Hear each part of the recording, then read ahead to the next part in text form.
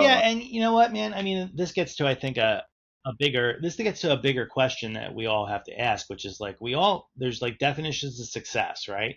And yes. how do we define our own success?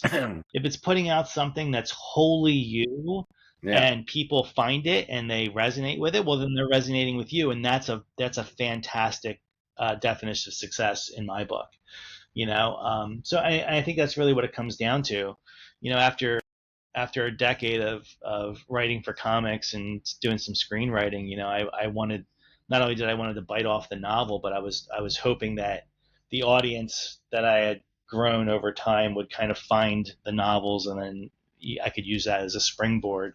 So I had a little bit, and like I said, and my ultimate goal was to hopefully write something and then maybe test the waters with traditional publishing. And so I had a little bit of a different objective, which is why I kind of went the route of getting like a super slick cover designer and stuff like that. Oh But it no, was I it think was I also think it's because like I don't, great. It's I it's smart. It's smart, expeditious, and it got the results that you're looking for. And to your point, it depends on your KPIs, your key performance indicators when you're starting something, right?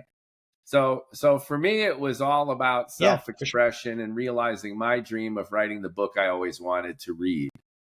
And that's what I set out to do. I wanted to please myself, and I have been my own harshest critic for a long time. And there's nothing more satisfying to me than to finally overcome my own self criticism and my own hesitation and my own feeling that the delta between the book I had in my mind and the book that I would finally see published was insurmountable. And it squeezed to the point where I actually did what I always wanted to do. So, in that sense, the good news is I already feel completely successful. The Yeah, downside is that you yeah, have you have an N of one consumer. So, again, to go out there into the world, and we work in marketing, PR, hmm behavioral yeah, change. You want people to come your way in the sense of at least acknowledging what you have to offer and then conversely providing benefit to the world. So it's finding that balance between satisfying oneself through the content itself and satisfying oneself through the hmm satisfaction of others. And we all pays yeah. our I think money and that's we make critical, our man. You choice. nailed Yeah. it. Yeah. Yeah. Tell us a little bit Yeah, about the I content mean, and you themes. nailed it. Oh, I'm sorry. Go ahead. So no, no, I was gonna say, I think you nailed it. I think that's really what it ultimately comes down to.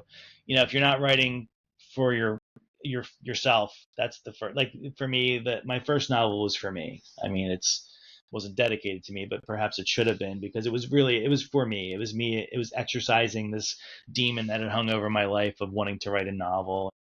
Like I said, kind of getting the white whale by the tail. So, but then beyond that, then I started, we all start thinking about, okay, what's the follow up and who am I writing this for? And then you get reactions to your first book and you want to listen to that feedback. You want to incorporate it and start writing something that maybe will hit on some of the things that you're hearing from people. And that that just rolls and rolls and rolls. So it becomes, it certainly becomes, it's helpful in the beginning, and then it can become an obstacle to getting words on the page down the road.